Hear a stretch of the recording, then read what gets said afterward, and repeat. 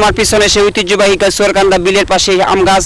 এই আম গাছের সাথে আমাদের অনেকের স্মৃতি, ঐতিহ্য এবং শৈশব কৈশোর মিশে আছে। কিন্তু গতকাল ঝড়ের কবলে পড়ে আশ্রয়ের পর এই গাছটি ধসে পড়ে যায়। কৃষক দেখতে পাচ্ছেন চতুর্দিকে ক্ষেত।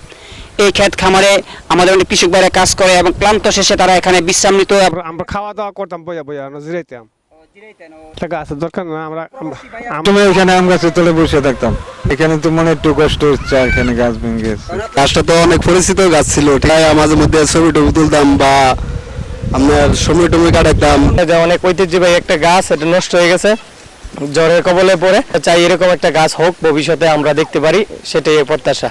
গার্লফ্রেন্ড হলে এত কষ্ট পেতাম না যতটা কষ্ট পেয়েছি গাছটা ভেঙেছে। কিন্তু আজকে আমাদের পুরো গ্রামবাসীর মন খারাপ, কারণ এই গাছের নিচে বসে অনেক কৃষকরা বিশ্রাম নিত, অথচ আমরাও বিশ্রাম নিতাম। আমরা বসে খাবার খাইতাম, একসাথে আড্ডা মারতাম।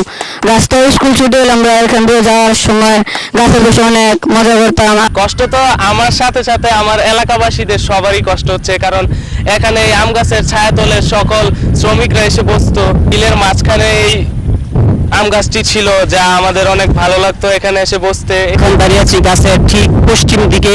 আমার পিছনে দেখতে পাচ্ছেন সম্পূর্ণ গাছ। এই গাছটি এখন পড়ে আছে, কিছুক্ষণ পরেই এটা ফেলবে। কিন্তু আমাদের মনে চাহিদা হচ্ছে যে এখানে আমরা অন্য বিকল্প কি গাছ লাগাইতে পারি। এটা আপনারা পরামর্শ দিবেন যে এই গাছটা অতি তাড়াতাড়ি বাড়বে এবং আমাদের কৃষকের আনন্দ উদযাপন করবে এবং কৃষকের ক্লান্তি দূর করতে পারবে। গাছের নিচে বসে থাকলে ভালো লাগতো।